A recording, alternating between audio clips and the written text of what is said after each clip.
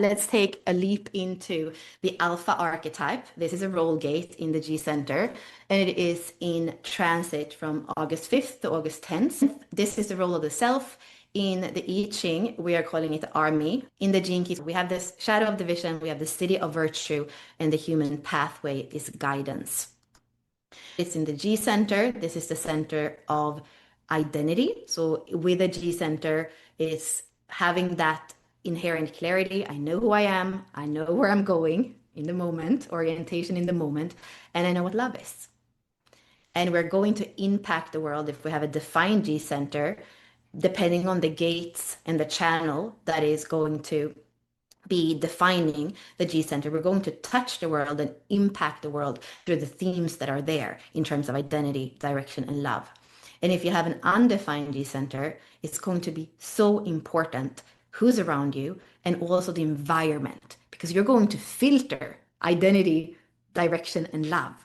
And if you are in a place that's not correct for you, going back to the distorted kind of angle, you're going to be filtering and probably sponging something that's not aligned with you. So please, if you're here today, you have an undefined G center, anybody that you love, your family, your friends have an undefined G center, reflect this back to them that they need to choose the people, the environment that's right for them so that they can taste different directions, different archetypes, different costumes, and different ways of experiencing love. If you have an undefined G center, you're here to have a million adventures in your life and maybe even a million love stories because you're here to taste and get a sense, a wisdom about these themes through your own experience.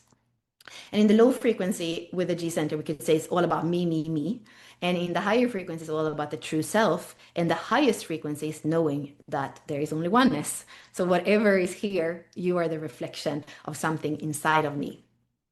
Then we can look at the circuitry. So here we are in collective circuitry, where the main keynote is sharing. So sharing so that we can walk forward into the future in a way that's more constructive. And in this specific gate, we have the understanding circuit. So logical, we can see a pattern, we can see if it works, and we can improve it. And all these gates care about that. And looking at the whole channel, we call it the channel of the alpha, a design of leadership for good or bad. So yes, if you have this gift of identity that's connected to leadership and the alpha, you can use that for good or for bad, depending on your own agenda and your own energy. If you have this channel, you're designed to be picked out of the crowd one day to be a leader, elected by the people to represent the people. With the 31, some of the keynotes: vision, influence, and leadership. And then the 7, direction, facilitation, and authority. So here you can see that when we are in the throat, it's more about being able to influence through your seeing and a throat gate, how you're communicating. And when we are in the G center, it's a role gate. So here it's not even personal. You have in your DNA the imprinting of having influence. Not necessarily even from speaking, it's just something that's there in you. It's in your DNA, it's there in the design. So you're going to be able to facilitate just from showing up, the way that the alpha in the pack is able to show the pack how to move and to guide others and to protect. Here we have an inherent authority that can facilitate and guide the direction of not even just the tribe, even the collective, but in an animal sense, we're looking at a collective soul of the tribe. For humans, we're actually able to even extend it to the whole collective or humanity. When we're looking at the whole channel, in the low frequency, we have command, which is arrogance and division. Then we have facilitation, guidance, and leadership. And then we have humility and virtue, and that is omnipotence. And here we're looking at the Gene Keys way of understanding Gene Key 7. So virtue is its own reward. So here, it's not necessarily the person that stands on the podium. That is more the 31. So the 7 is really the inner connection to leadership and authority. And it's sometimes all these little acts that nobody sees that is the highest virtue. When we're looking at this energy in the shadow, we have hidden and dictatorial. So if it's hidden, you have this, you've been given this imprint, this role, but you're not expressing it in the world. So you remain hidden. And that is going to create a conflict inside because you have this guidance that is here to be a diamond for the collective, but you're not sharing it. So that's the repressive. And then the reactive is that you're connected to that low frequency of the G center, which is me. So you're using this gift of the imprint of having authority in a way that is for your own agenda. So you're telling others what to do, or you're having others feel like they need your guidance, your leadership, that they're not sovereign in themselves. So that's the dictatorial. And then the dilemma is boundaries, which is both when it comes to you not being too permissive. It's also when it comes to if guidance isn't asked for, if leadership isn't asked for, are you just stepping in and saying, I have this solution for you, going back to before? Like, are people receptive? Can people hear? And that's the connection with the 7 and the 13 on the other side of the wheel. Can they even hear what's there? So to be aware of boundaries and to be aware of what's receptive and what isn't. And you're going to understand this even more when we look at the I Ching and the elements here, really what's happening. And in the victim state, we have a lot of comparison. Who is the better leader? Who is the voice that people are following? So here there can be the comparison and the jealousy, but also other people that might be like, why is it so easy for that person to just have authority by opening their mouth or by walking into a room? So it can create definitely these things that where people are feeling that their own sovereignty might be threatened with this energy in the room. And here we're changing quarters. The quarters, the way they work in the wheel is that the Sphinx gates that are all G center gates are starting each quarter. So we are starting the quarter of duality with gate 7 or Gene Key 7. And here we have all the gates that have to do with relationship. So here in the beginning, you're going to see that we have the quartering of union, which is all about how are we able to commit to relationship, commit to understand each other, be transparent, create more intimacy, not exhaust ourselves trying to do things that really don't work or hold other people on our shoulders. That's part of the quartering of alchemy. So the alchemy of relationships that are more constructive and that allows us to step into more awareness and deeper embodiment. So here I feel it's so illuminating to be able to see what gets defined by this quarter. You're going to have the sacral center, the G center, the emotional center. And we have those gates in the head and the ajna as well. So here it is about that energy metabolism that happens here in this channel of surrender, being in the right place at the right time because we're following our inner authority. And 70% of the population have a defined sacral center. So are we in true response to life or are we in reaction based on our conditioning and our triggers? So the response to life, but also how are we creating with others when it comes to this channel of mating? How are we in relationship with others? How are we able to create based on emotional sensitivity rather than emotional turmoil? And then we can look at the undefined centers here as potential challenges. So when we are in our body, when we're grounded in our life force, when we know who we are, and then when we dare to wholeheartedly connect with others, there are a lot of fears that come up because through that mirror, we are going to be able to meet everything, all the fears. So looking at all of these gates in the splenic center, and at the same time, how can we remain open? Yes, that's triggering. Oh, that was crunchy. Oh, but how to remain present even if all that comes up? We have the 40 in the ego center. So how can I regenerate rather than exhausting myself or taking on responsibility that isn't mine? How can I know what's mine and what's yours? We need to be in the midst of life present so we can respond to life from that place of embodiment and anchoring. And we can see here that we have the Godheads, Thought, Harmonia, Christ, and Minerva. So here together, this is the whole thing about being in ceremony together. Together, through duality, through polarity, we are able to meet life on a deeper level, on a more powerful level, so that we can integrate things that we haven't been able to integrate before, so that we can become more human. Then looking at the opposition on the wheel, so if we have the 7 in Leo, we have the 13 in Aquarius, and they are both in the G center. We can see here that they have the perfect opposites as well in the terms of the mirroring of the hexagram. And if you have the 7 in your activation sequence, you're also going to have the 13, and the same thing with the nodes. Discord and division go hand in hand, discernment and guidance, empathy and virtue. And if you are born in this transit, your sun is going to be 7. And then on the other side, you will have either the 1 and the 2 or the 23 and the 43. And this is the personal destiny cross, and this is the fixed fate or the transpersonal karma cross. And you can see that if you are born in the second part of the transit, you're going to have this channel, the genius or the freak defined. And actually, this cross, but in a different order, is my cross. And this cross in this exact order is my mom's cross. So we have always been weaving the 7 and the 13, for her in the 5th line, for me in the 6th line. And a lot of our conversations are about where are we going as humanity? What works? What doesn't work? What would be a better pattern?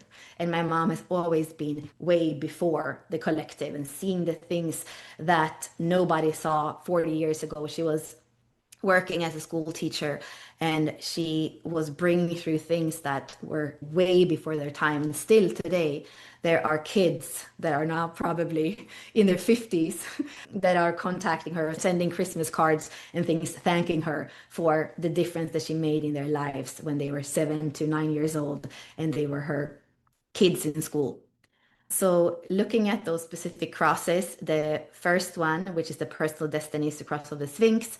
And here it is to be able to anchor and hold that direction and to be able to allow it to come through you as an intuition. It's not something that you're thinking about. It's more about the 1 and the 2 being a pulse and a creativity that is bubbling up through you. So the leadership you carry can sense where things are heading, and you just need to be present and orient with that energy that is allowing you to also be an inspiration for the collective. Then we have the 4-1 cross. So here we have the 4th line of the 7, but we also have this genius energy that is also very mutative. So 1 and 2 being mutative, individual circuitry, 23 and 43 being mutative.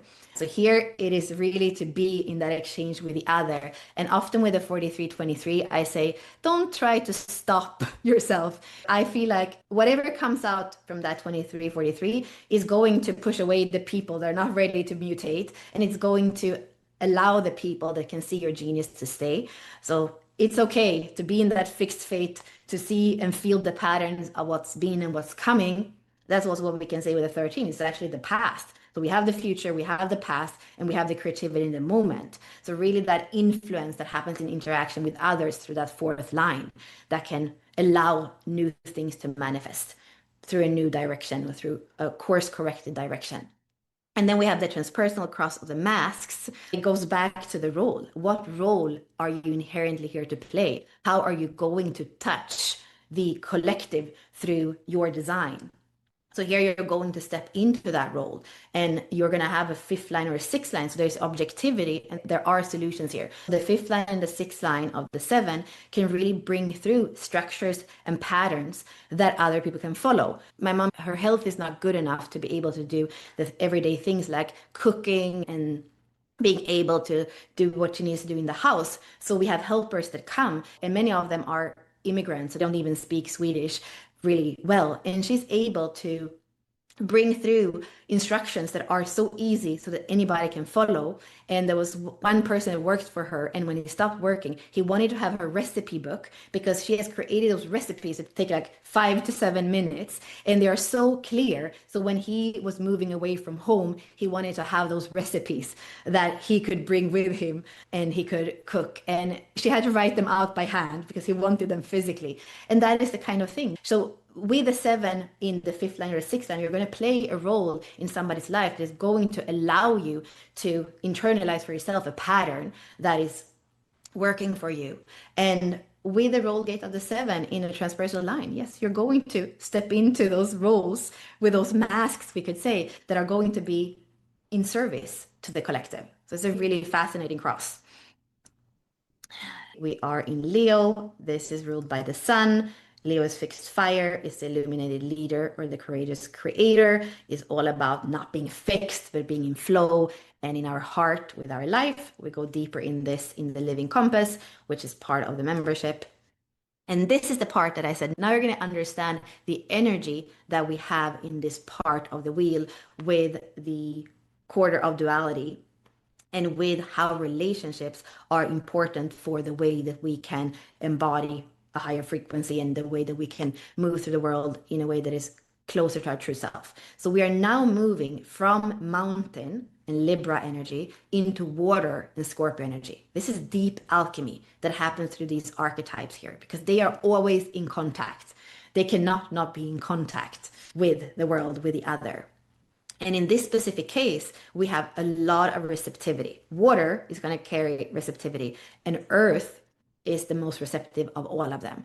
So here we have discipline, water beneath the earth. Trust and follow the current of love inside to lead others with the heart.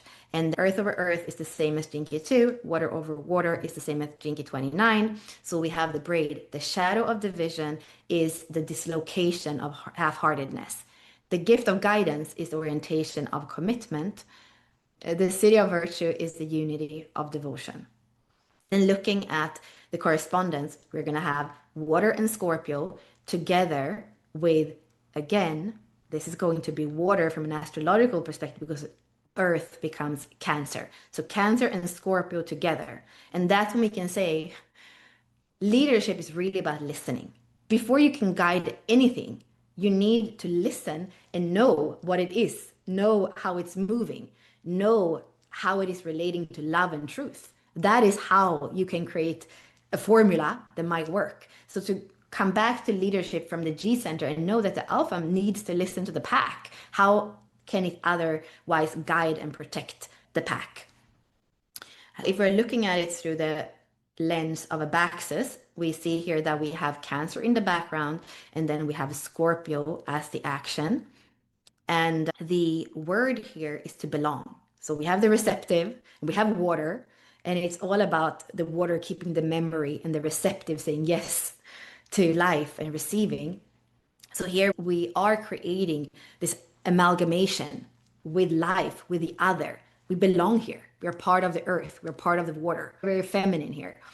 And we belong because we're here to share a discipline. We're here to share together. We're here to become together.